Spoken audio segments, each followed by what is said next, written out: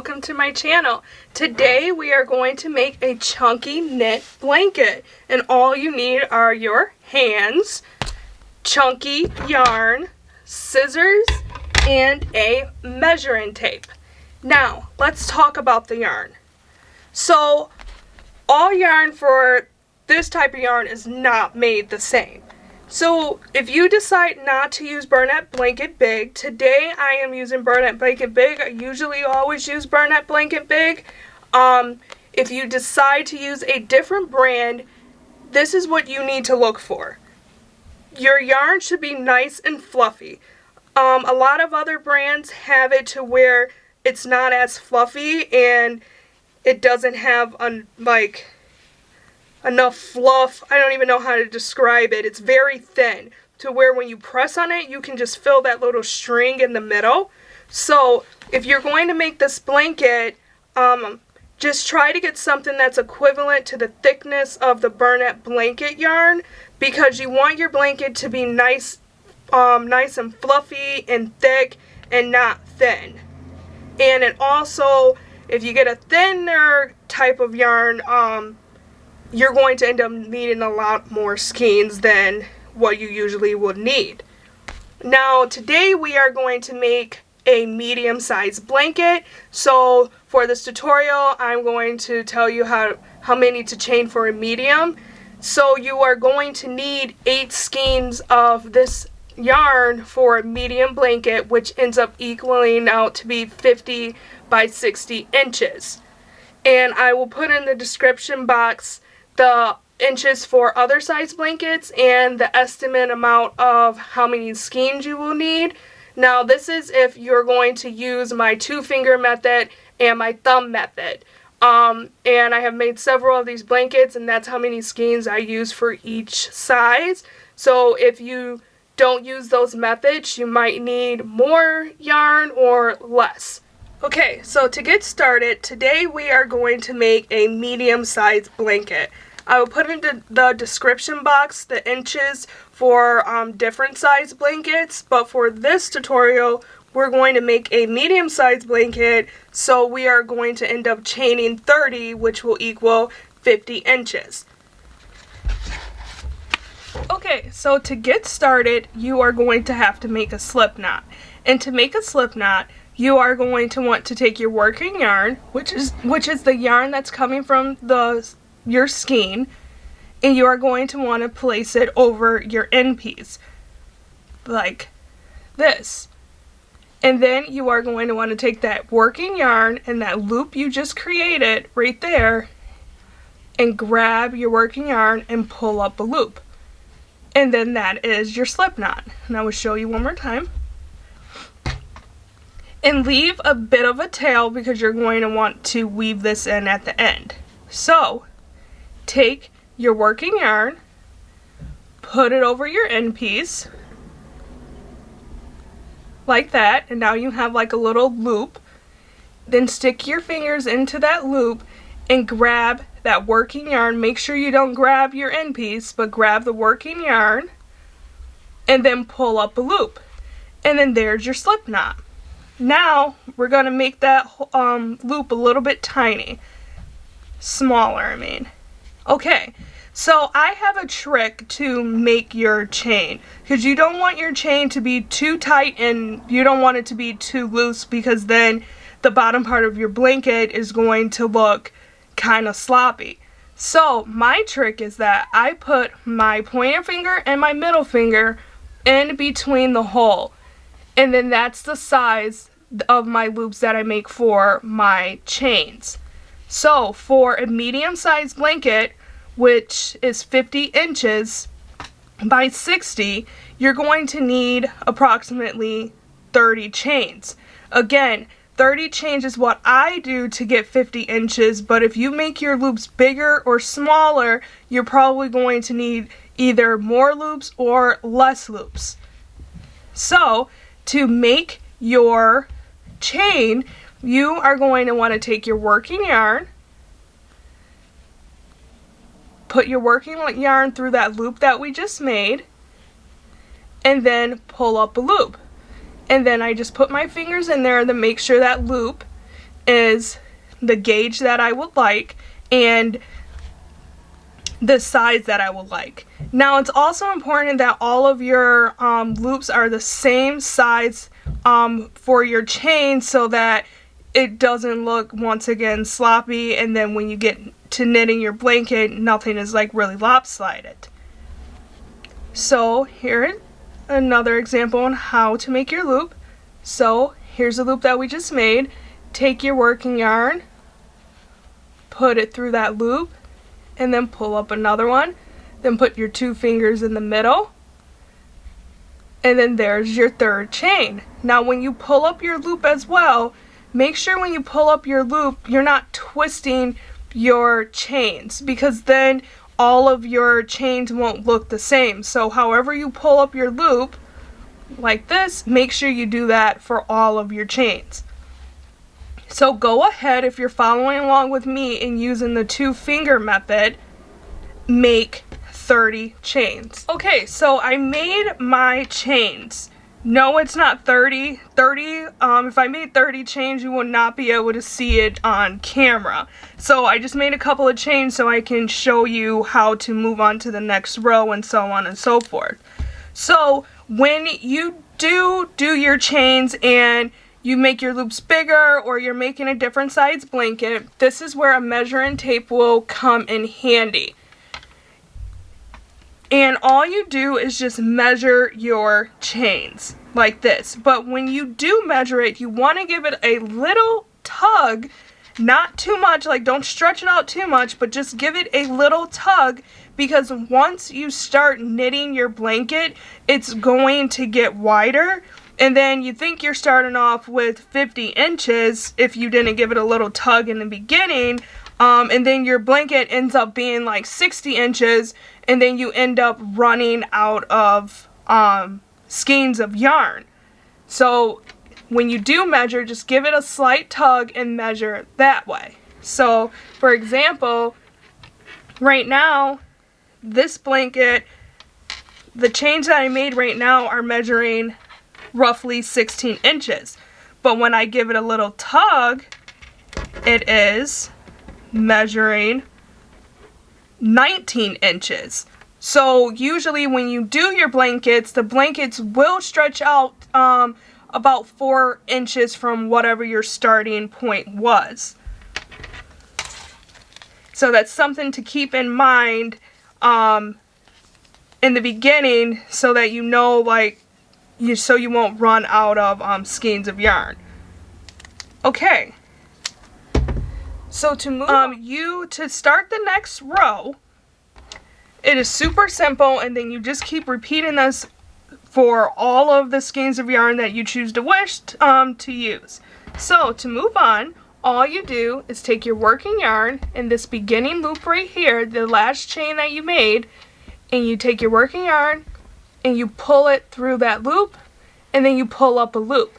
Now, here is a trick that I use, and I call it the thumb method.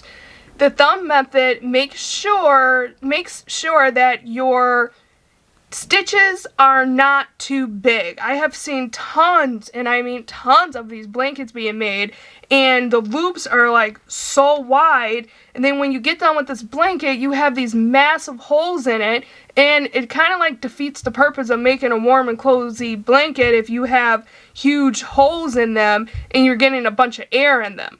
So this thumb method makes sure that your loops are all of the same size, and they're the right size to where it's going to be warm and cozy with not huge gaping holes in them. So the thumb method is, here we pulled up that loop, you stick your thumb in there. Now you pull your yarn to make sure it's nice and snug on your thumb.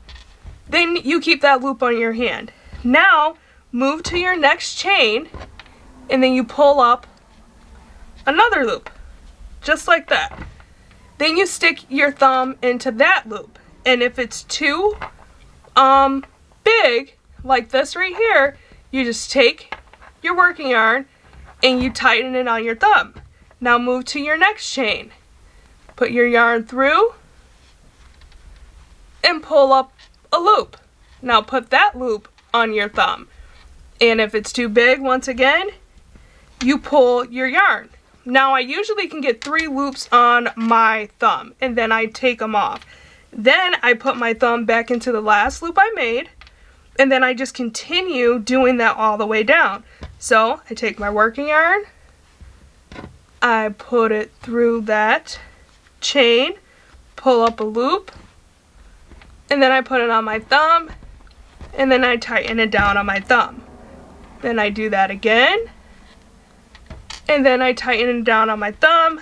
I take the loops off, and then I continue doing that all the way down.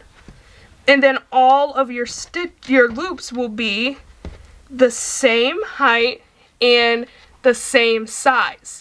Then you won't have one loop that's bigger and one loop that's smaller. So continue doing that for however many chains that you made. Keep pulling up your loop, and then I will show you how to move on to the next round. Okay, now to move on to the next row, you do the same thing that you just did for the first row. So here's your last loop that you made. Now all you do is take your yarn, put it through that loop, and then you pull up a loop. And then you do the thumb method all over again. Put your thumb in that loop. Now put your yarn into the next loop, like that. Pull your yarn through. You have a loop. Put it on your thumb and tighten it down. Now it will get easier when you get used to it, but you will be so happy that you did this because your blanket will have minimal holes and it will definitely be warm and cozy. Now here's another tip. When you pull your yarn through these loops, make sure when you do it, because sometimes they tend to twist like this, that your loops are flat down like this and not twisted like that. Because then that is not how the stitch is supposed to look. I'm telling you now, if you use a light colored yarn, you are going to be able to see the difference. So make sure all your loops are flat down and they're not twisted, and then you continue just doing this for however many skeins you choose to use. So you just keep on going down, get some more yarn, like this.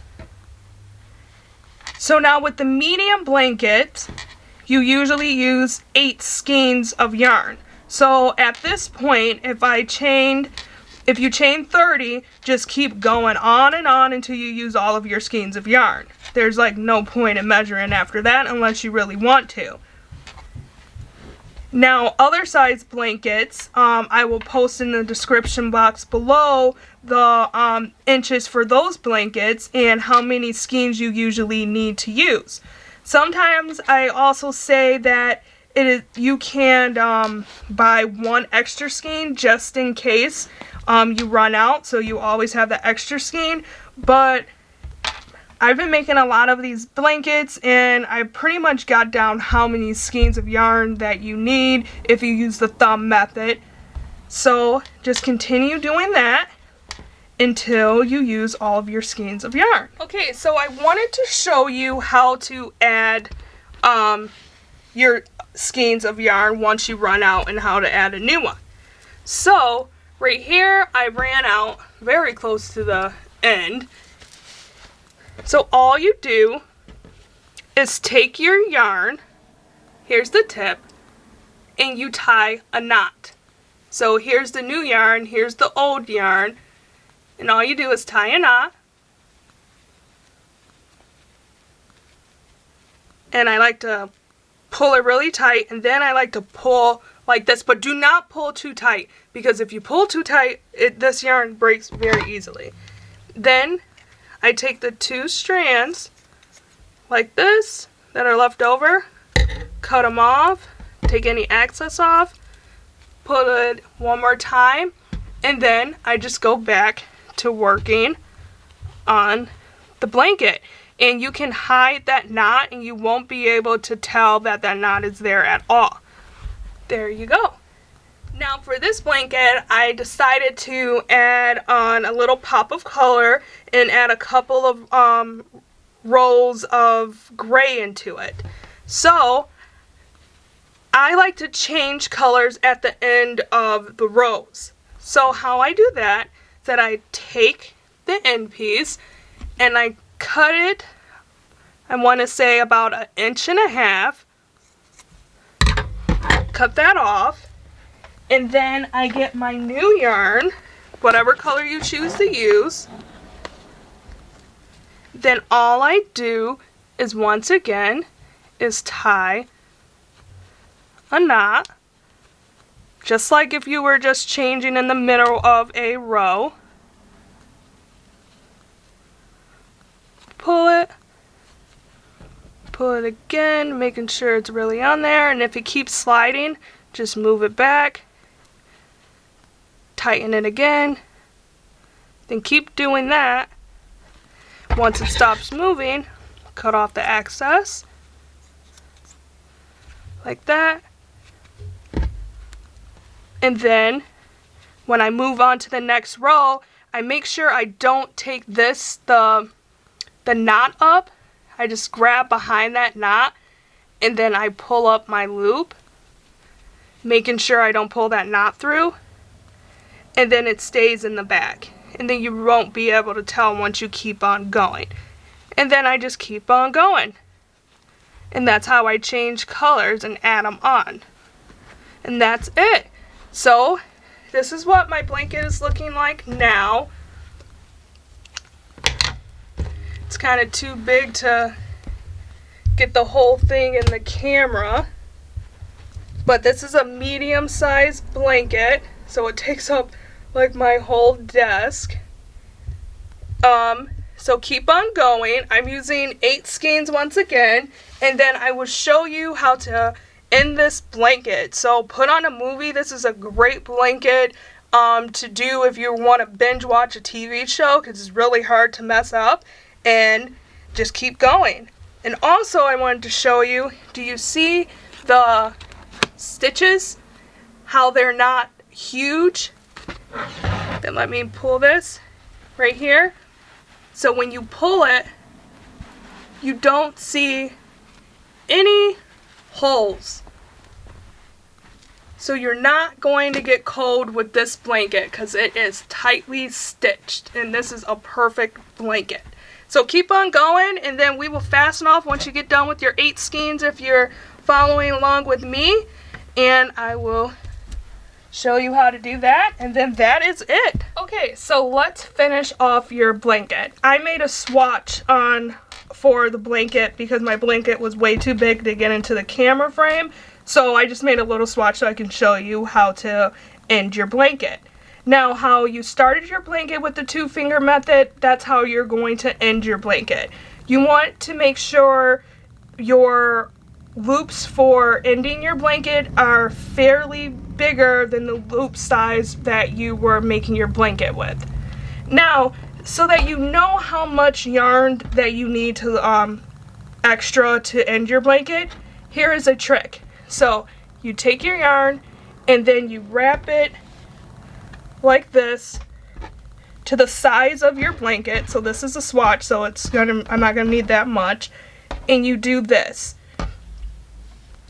And this will be kind of like a perfect amount of extra yarn that you are going to need to be able to end your blanket. Now, let's get started. So, you are going to want to pull up a loop like you're starting another row.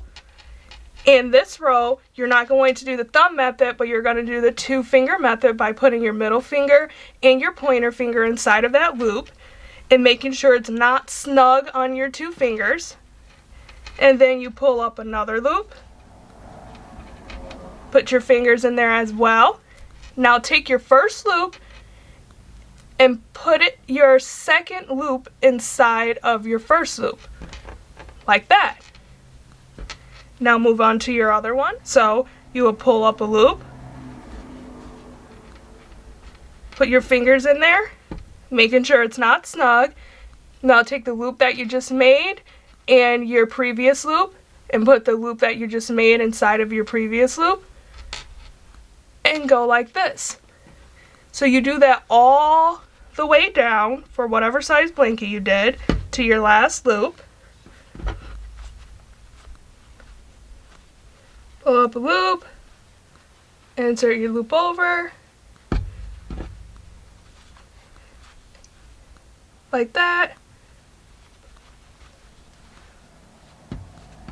Take your loop, put it inside your previous loop, pull that loop over, and you do this all the way down.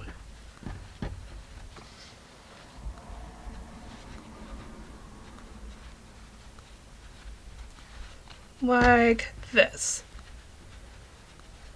Okay, so now we are at the end. I have 2 more loops to do. So it's kind of like you're making a little braid to end this off. And you don't want your braid to be tight, because if you make this roll tight, your blanket's going to end up going like this. So that's why you need to make these stitches really loose. So I'm at my last loop. And then I have this little guy hanging out. So now, cut off the excess yarn, making sure you leave a long enough tail so that you can weave it in. Take your tail and your loop that you just made, put your tail in there, and then pull it tight. Now you have knotted off, and this is what the end result looks like. You have like a little braid to end it. And then now all you have to do is weave this tail in. Now I like to flip my work over. And then these little notches on the side, I like to grab one of them or anywhere around this area. So I'm grabbing the first one. You put it in there. And then all you do is make a knot like that and pull it tight. There's your first knot. And then I move down to one of these notches, and then I make another knot, pull it tight, and then all I do from there, make sure you pull it really tight so you don't have like a long line. Then all I do from there is start weaving in this extra tail. So doesn't matter where you weave it in, just find somewhere to do it.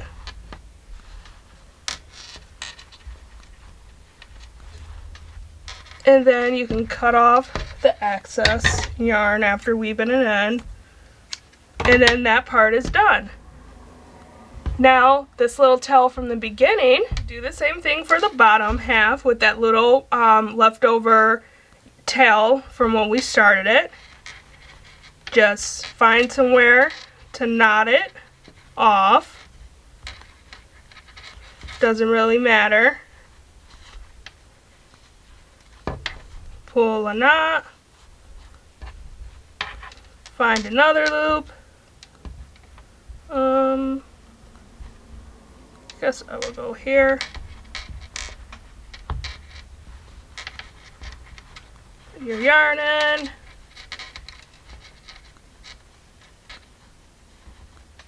Loop it off. Tie it off, I mean. And then you can weave in this little part, or you can cut it off. Guess I'll weave it into one of these. Let's do this one up here. Pull it a little. Cut off the excess. And then now your blanket is finished. It's just as easy as that. So if you want to make a matching pillow, I will put the link into the description box. But these blankets are just so easy and they're comfy. And then the reason why I do the thumb method is because look, you stretch it out. Put my hand in there, stretch it out like that. No holes. There's like minimum holes in here. So it's going to be really warm. You do not want these holes to be let me stretch it, big like this, and I'm really stretching this thing to get this hole big like this because you're just going to get a bunch of air in your blanket. So that's why it's important to do the thumb method so that your stitches are really tight and you have no holes in your blanket.